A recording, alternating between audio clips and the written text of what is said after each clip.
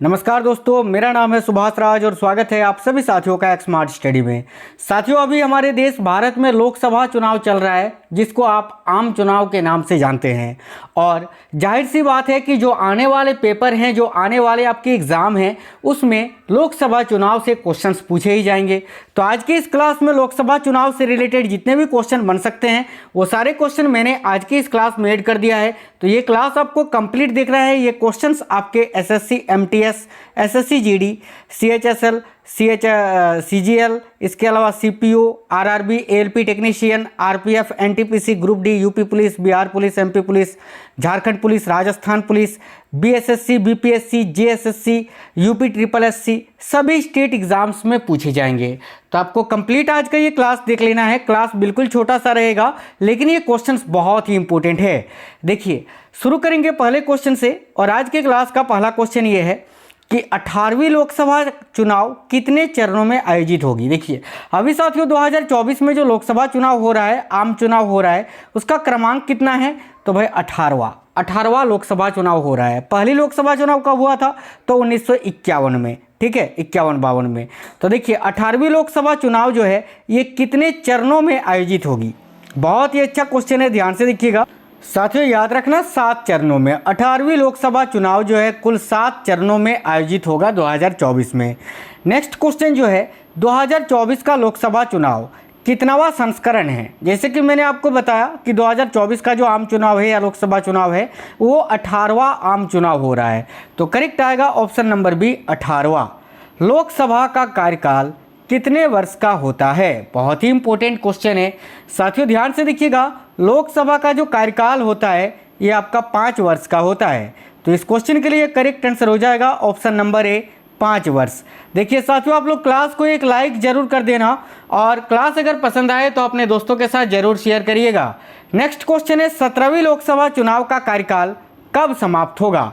अब देखिए, 17वां जो लोकसभा चुनाव हुआ था ये आपका 2019 में हुआ था। प्रत्येक 5 वर्ष के अंतराल पर लोकसभा चुनाव होता है।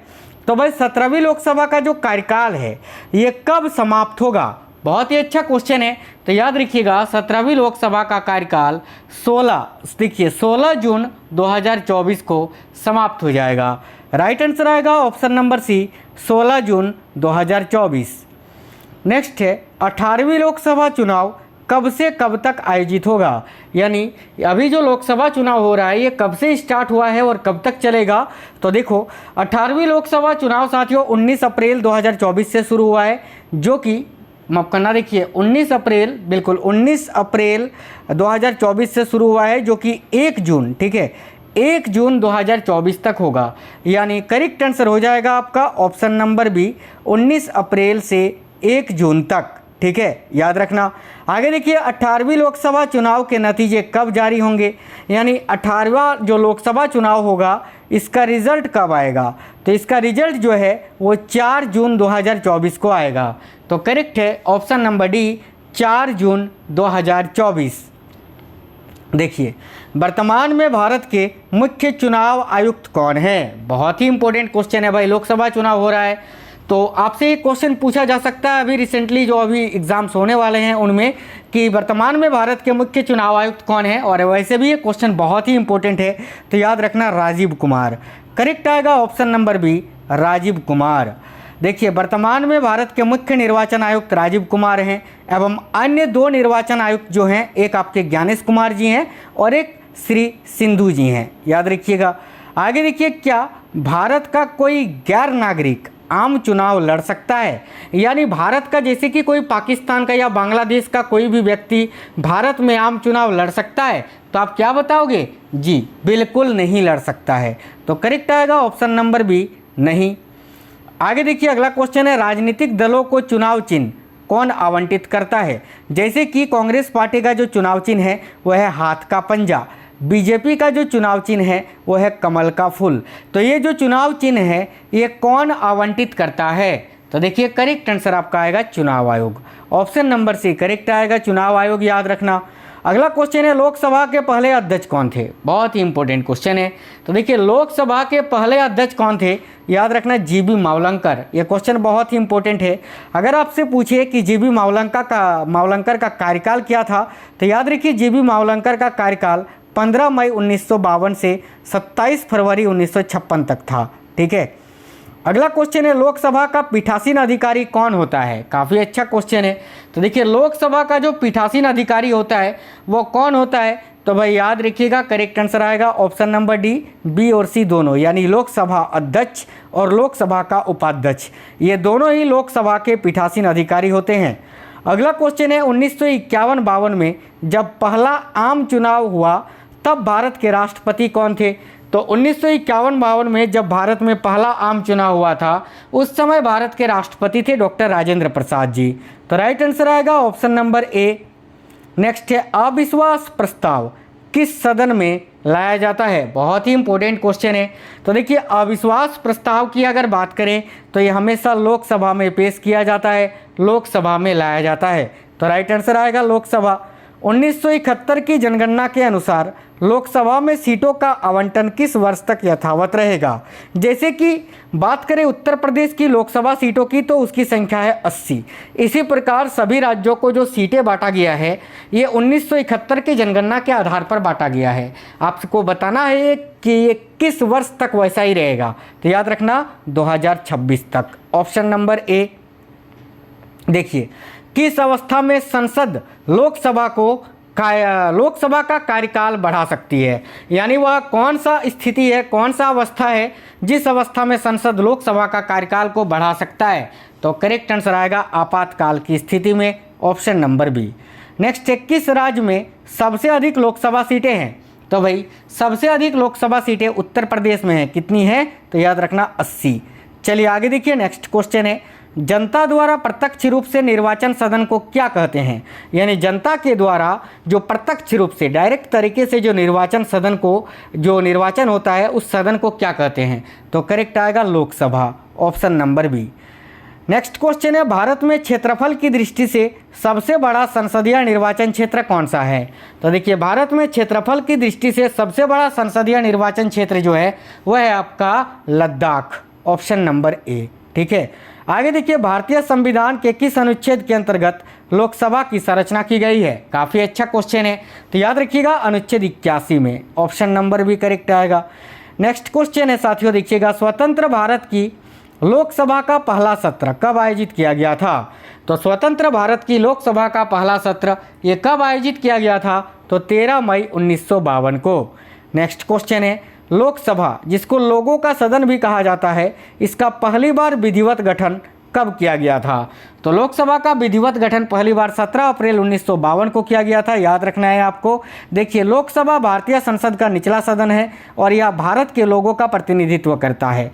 पहली लोकसभा का गठन 1951-52 में हुए। पहले आम चुनाव के पश्चात 17 अप्रैल 1952 को इसका गठन हुआ था। आगे देखिए नेक्स्ट है वर्तमान में लोकसभा के अध्यक्ष कौन है। तो भाई वर्तमान में 17वें लोकसभा के अध्यक्ष कौन है, तो याद रखिएगा Om Birla, option number C. देखिए नवंबर 2023 तक लोकसभा के अध्यक्ष ओम बिरला, याद रखना है। ठीक है, नवंबर 2023 तक, ठीक है, लोकसभा के अध्यक्ष कौन है, तो ओम बिरला। ओम बिरला एक भारतीय राजनेता और भारतीय जनता पार्टी यानी बीजेपी के सदस्य हैं।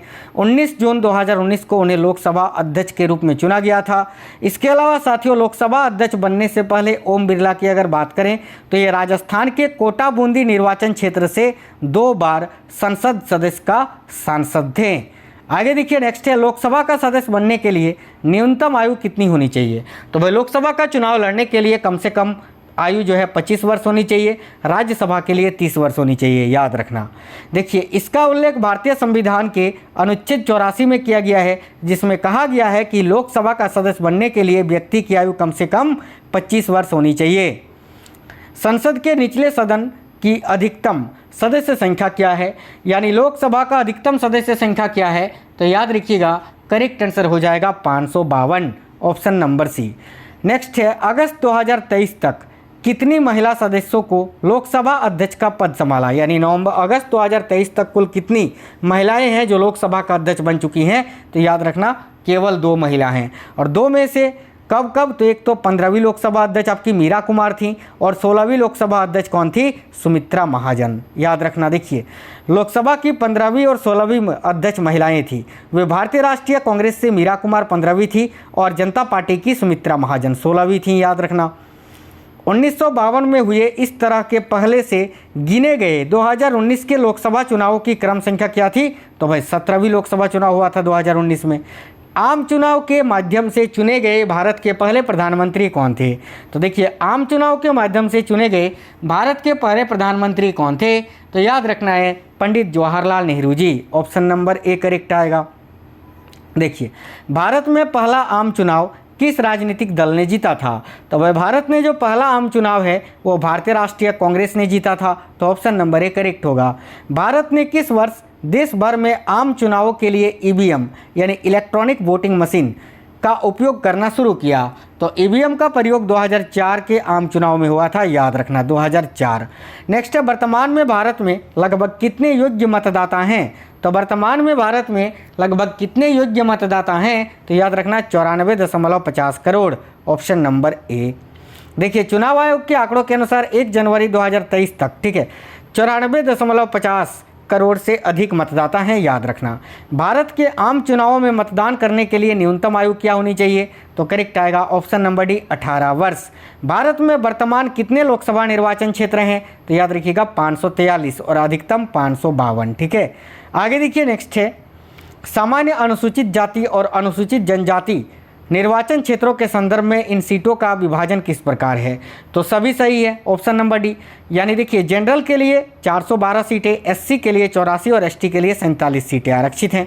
चुनाव की तारीखें कौन तय करता है, तो चुनाव जो होता है उसकी तारीखें कौन तय करता है, तो भारत का चुनाव आयोग। ऑप्शन नंबर ए राइट होगा। 2019 के आम चुनाव कितने चरण में थे, यानी 2019 में जो आम चुनाव हुआ था वो कितने चरण में हुए थे, तो याद रखिएगा 7 चरण में। ऑप्शन नंबर सी करेक्ट आएगा। साथियों आज की इस क्लास में लोकसभा चुनाव से बहुत ही महत्वपूर्ण क्वेश्चंस आपको करवाएं। उम्मीद है आपको क्लास पसंद आया है, और अगर क्लास पसंद आया है तो एक लाइक ज़रूर करिए और अपने सभी दोस्तों तक इस क्लास को पहुँचा दीजिए। बाकी अगर आप में से कोई भी साथी ऐसे हैं जो पहली बार आए थे, सब्सक्राइब कर लीजिए चैनल को और बेल आइकन को ऑन कर लीजिएगा, इससे सारे क्लास का नोटिफिकेशन आपको आएगा। चलिए तो मिलेंगे नेक्स्ट वीडियो में, तब तक के लिए जय हिंद, वंदे मातरम।